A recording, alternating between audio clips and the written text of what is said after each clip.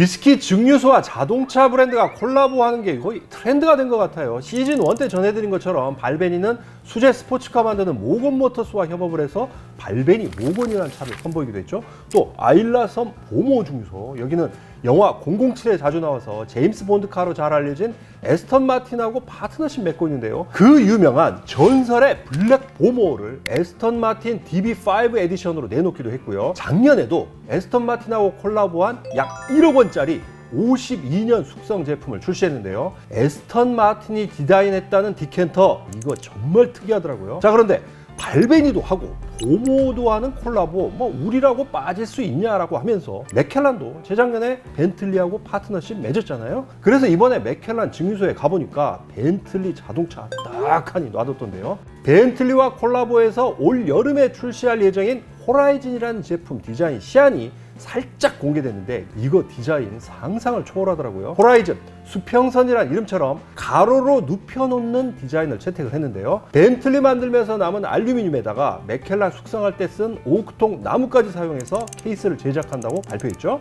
자, 술이 있어 즐거운 세상 주라기 월드, 저는 시즌2로 다시 돌아온 주류탐험가 조승원인데요. 제가 시즌1 마치고 스코틀랜드 싱글몰트 증류소 55곳 55군데를 샅샅이 살피고 돌아와서 책도 좀 쓰면서 공부를 계속했는데요. 먼저 오늘은 럭셔리 싱글몰트의 대명사가 된 브랜드죠. 맥켈란의 세계를 좀 더 다양하게 탐험하겠습니다.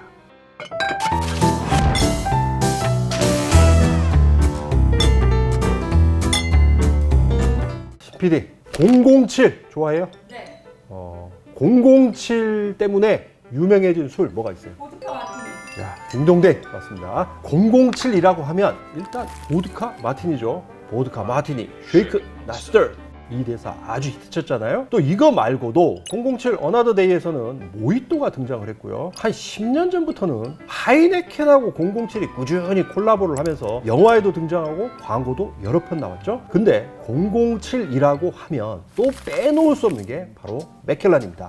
007 스카이폴에서 제임스 본드가 맥켈란 파인앤레어 1962 빈티지를 샷으로 딱 털어먹는 장면 예전에도 한번 보여드렸는데요. 작년이 마침 007 탄생 60주년이었더라고요. 007 1편 살인번호가 1962년에 나왔으니까요. 그래서 맥켈란에서 이걸 또 기념을 하겠다고 제임스 본드 시리즈 6병을 내놨는데 60주년이니까 10년에 하나씩 계산을 해서 6병 출시한 거죠. 이것도 케이스를 보면요, 007 아카이브에 남아있는 스케치 장면 하나하나를 담고 있던데요. 007이니까 알코올 도수도 43.7%로 끝자리가 7이 되게 맞췄다고 해요. 제가 맥켈란 증류소 갔을 때가 딱 이 시리즈 나온 직후였는데 들어가는 입구에 막 상징물 세워놓고 007 시리즈 6병 별도로 전시도 해놨더라고요. 또 지난달부터는 명품 많이 파는 런던 헤러즈 백화점 다들 아시죠? 거기다가 맥켈란 007 체험관, 전시관까지 꾸몄는데 와, 정말 화려하더라고요. 이런 것만 봐도 맥켈란은 이런 식으로 저런 식으로 콜라보 마케팅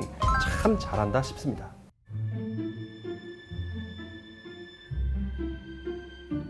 맥켈란이 최근에 짧은 홍보 영화 하나 만들어서 공개했죠. 워낙 돈 많은 브랜드라서 그런지 주연 배우가 북샵이란 영화에도 나왔던 에밀리 모티머였고요. 감독은 해리포터와 불의 잔 연출했던 마이크 뉴웰이 맡았는데요. 영상 퀄리티도 퀄리티지만 내용이 아주 재밌는데 맥켈란을 이끌었던 한 인물의 실화를 다루고 있거든요. 일단 이 영화 얘기 앞서서 맥켈란 역사 잠깐만 살펴보면요, 맥켈란 증류소에서는 자기네 역사 설명을 창업 초기부터 지금까지 출시한 맥켈란 위스키를 거의 다 보관하고 있는 아카이브에서 해주는데요. 이 아카이브에 있는 위스키가 모두 398병이나 되는데 이 중에 가장 오래된 건 지금으로부터 175년 전이죠. 1848년 빈티지 맥켈란이 있더라고요. 이거 근데 제가 자세히 살펴보니까 안에 위스키는 안 들어있더라고요. 그러니까 빈병인 거죠. 어쨌든 이렇게 초기 맥켈란 위스키를 보다 보면 로데릭 캠프라는 이름이 눈에 띄는데요. 1892년부터 맥켈란을 운영한 이 로데릭 캠프가 어떤 사람이냐면 스카이섬에 있는 탈리스커 증류소 다들 아시죠?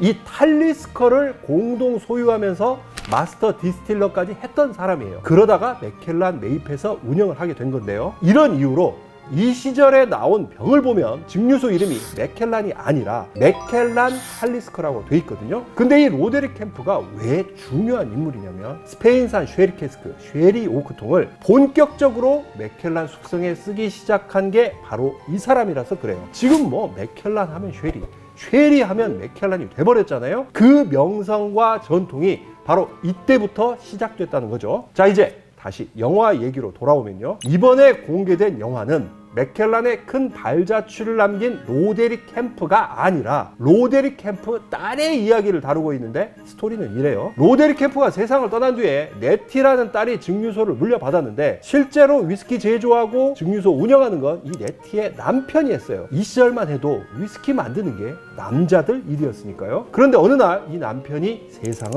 떠납니다. 영화 속에서는 산책을 하다가 갑자기 쓰러지는 걸로 나오는데요. 이렇게 남편이 사망하자 무슨 일이 벌어지냐면 그동안 맥켈란을 노리고 있던 사람들이 네티한테 집요하게 달려들어서 증류소를 팔라고 해요. 거액이 적힌 막 수표까지 제시하면서 여자가 어떻게 증류소 운영하냐 생각 잘해라 뭐 이런 식으로까지 협박을 하는데요. 고심 끝에 네티는 이런 제안을 다 거절합니다. 그리고 자신이 직접 증류소를 운영하면서 직원들과 함께 위스키를 만들었는데 그렇게 해서 네티가 증류해서 만들어낸 위스키가 대체 뭐냐? 바로 지금 이 지구상에서 가장 비싼 위스키 2019년 소더비 경매에서 한 병에 23억 원을 찍은 그 유명한 맥켈란 1926 빈티지입니다.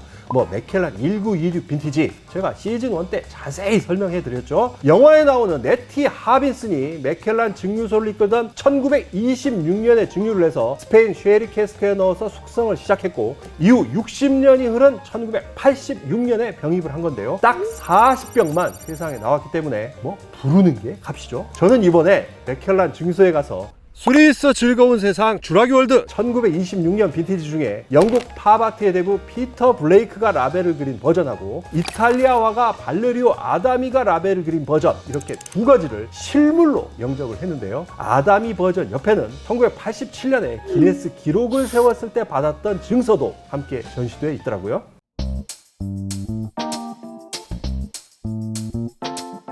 우리나라 지폐 디자인을 보면 뭐랄까요? 좀 뭐 유교스럽다고 해야 할까요? 퇴계 이황, 뭐 율곡 이희, 세종대왕, 심사임당 이런 위인들이 등장을 하고 배경 그림도 매화, 대나무 주로 이런 쪽이잖아요. 그런데 외국 화폐는 특이한 사파를 넣을 때가 있는데 대표적인 게 1995년에 스코틀랜드 은행에서 내놓은 10파운드짜리 지폐였어요. 여기 뒷면을 보면 증류기가 그려져 있는데요. 10년 넘게 스코틀랜드에서 발행된 이 지폐에 있는 증류기 대체 어느 증류소 것일까요? 네, 맞습니다. 바로 맥켈란입니다. 이렇게 화폐 디자인으로도 채택된 맥켈란의 증류기 직접 가서 보면 정말 작습니다. 특히 2차 증류기는 용량이 3,900리터밖에 안 되는데요. 스코틀랜드 다 다녀도 이렇게 작은 증류기 보기가 쉽지는 않습니다. 제가 가본 55개 증류소 가운데에는 아일라섬 키로만이나 하일랜드 울프번 정도가 더 작은 걸 쓰고 있었는데 이런 데는 솔직히 생산량이 맥켈란하고 비교가 안 되잖아요. 맥켈란 스스로도 자기 증류기를 curiously small, 그러니까 기이하게 작다라고 얘기를 하면서 특히 2차 증류기는 키가 작은, 쉽게 말해서 목이 짧은 걸 쓰는 게 특징이라고 설명을 하거든요. 자, 그렇다면 왜 맥켈란은 이런 증류기를 쓰는 걸까요? 바로 맥켈란이 원하는 풍미의 증류액 스피릿을 뽑아내기 위해서 그래요. 이걸 맥켈란에서는 증류기 모형 단면을 비교해서 보여주고 설명을 하는데요. 왼쪽에 있는 게 목이 짧은 맥켈란 2차 증류기 모형 단면이고요. 오른쪽은 키가 크고 목이 긴 것으로 유명한 글렌노렌지 증류기 모형 단면이에요. 이렇게 증류기 형태가 다르면 스피릿, 증류액도 차이가 생기는데요. 이거 너무 깊이 들어가면 지루해 하실 것 같아서 아주 간단히만 설명을 하면요. 우선 증류기 안에서 기체는 무거운 게 있고 또 가벼운 게 있어요. 그런데 글렌모렌지처럼 목이 길고 키가 크면요, 일반적으로는 무거운 기체가 증류기를 쉽게 빠져나가지 못하고 아래로 떨어져서 다시 증류가 돼요. 이걸 환류, 리플럭스라고 말하는데요. 그래서 글렌모렌지처럼 키가 큰 증류기를 쓰면 일반적으로는 증류액 풍미가 가볍고 섬세한 편이에요. 물론 일반적인 얘기입니다. 자, 그런데 반대로 맥켈란처럼 증류기 목이 짧고 키가 작으면 가벼운 기체는 물론이고 무거운 기체도 쉽게 증류기를 통과해서 증류액으로 만들 수가 있어요. 그래서 맥켈란에서는 이렇게 기이할 정도로 작은 증류기를 통해서 리치한, 그러니까 풍부하면서도 또 조금은 기름진 오일리한 풍미를 이끌어낸다라고 얘기를 하는데요. 물론 키가 큰 것과 작은 것 둘 중에 뭐가 낫다 이런 식으로는 절대 얘기 못합니다. 증류소마다 자기들이 원하는 스타일이 달라서 증류기도 다른 걸 쓰는 것 뿐이니까요.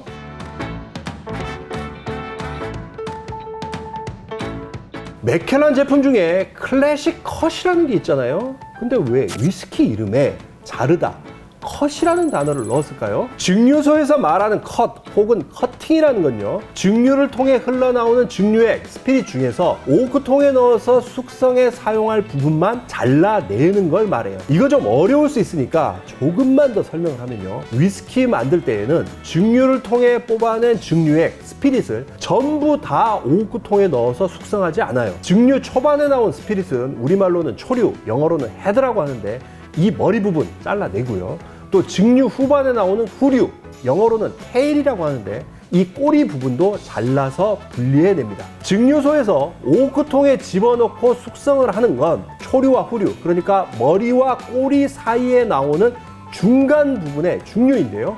영어로는 심장이라는 뜻으로 하트라고 하거든요. 그런데 이렇게 숙성에 사용하게 될 가장 중요한 증류액인 증류, 하트를 얼마나 잡아낼 건지는 증류소 맘이에요. 증류소마다 다 다르거든요.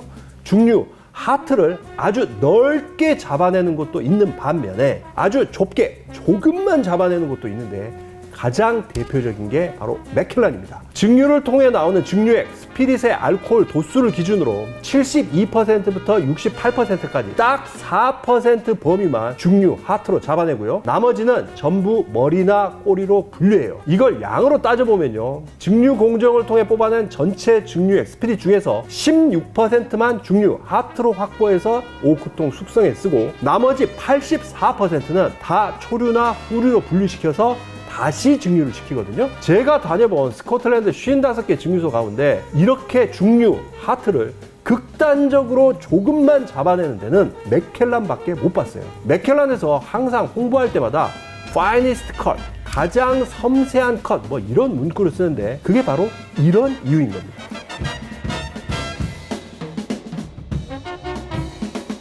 그동안 위스키 오픈런 많이 벌어졌죠. 뭐 철야로 노숙하면서 기다렸다가 대기표 받아서 막 위스키 사는 일이 종종 생겼는데요. 이번에 제가 맥켈란 가서 들은 얘기 중에 제일 기가 막혔던 게 작년에 맥켈란 증류소에서도 오픈런이 벌어졌다고 하더라고요. 007 시리즈 나오기 직전에 출시한 맥켈란 홈 컬렉션 더 디스틸러리라는 위스키가 있는데요.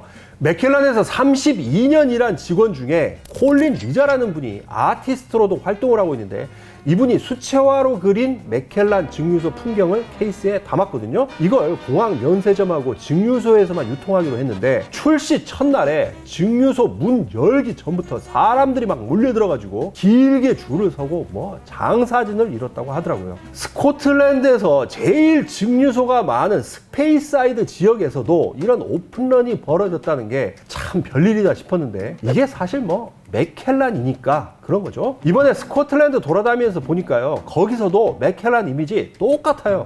아예 몰트 디즈니랜드 이렇게 부르는데요. 뭐 몰트 위스키로 구현한 꿈과 환상의 세계, 뭐 그런 의미겠죠. 그래서 맥켈란은 더 이상 위스키를 만들지 않는다. 그들은 소장용 명품을 만들 뿐이다. 이렇게 말하는 사람도 많은데요. 증류소 자체도 명품 브랜드답게 지었더라고요. 저도 뭐 세계 곳곳의 양조장 증류소 150군데 정도는 넘게 가본 것 같은데 정말 이런 데는 처음 봤습니다. 전혀 증류소 같지 않고 뭐랄까요, 맥켈란 브랜드를 주제로 한 테마파크 같더라고요. 이 증류소 디자인한 데가 서울 여의도 현대백화점 있는 파크원을 설계한 로저스터 하버 플러스 파트너스였는데요. 설계하고 준비하는데 6년 걸렸고 공사만 3년 반을 했고 공사비로 1억 4천만 파운드, 우리 돈 약 2,200억 원 들었다고 하던데요. 특히 옥상 지붕이 207m인데 이걸 마치 뭐 자연 속의 언덕처럼 구불구불하게 지으려고 북유럽 가뭄비 나무조가 2,700개를 일일이 갖다 붙였다고 하더라고요. 내부도 거의 무슨 뭐 6성급 호텔 로비 같아요. 너무 화려해서 요즘 말로 클래스가 다르더라고요. 미국 타임즈에서 맥켈란 새 증류소를 가리켜서 반지의 제왕에 나오는 호빗 마을이 외계인 식민지가 되면 여기랑 비슷할 것이다 라고 했는데, 야, 이거 딱 맞는 비유라는 생각이 들었습니다.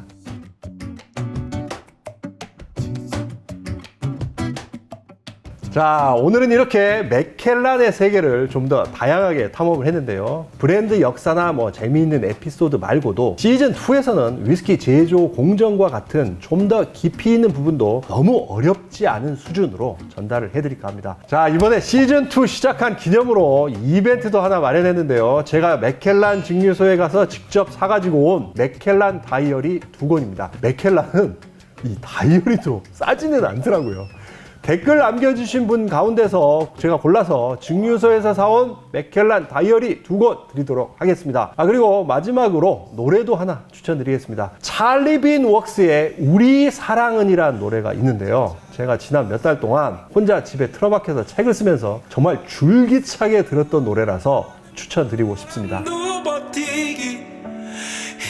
자, 술이 있어 즐거운 세상 주라기 월드. 그럼 저는 오랜만에 하이볼 한잔 하면서 인사드릴 텐데, 우와, 이거 맥켈란 하이볼입니다. 맥켈란 쉐리 캐스크 하이볼 먹겠습니다. 이야.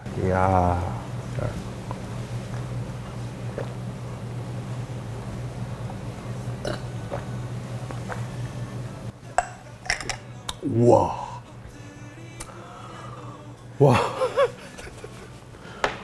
와, 너무 맛있어갖고 뭐라 말을 못하겠다 진짜. 와, 판타스틱하다, 판타스틱.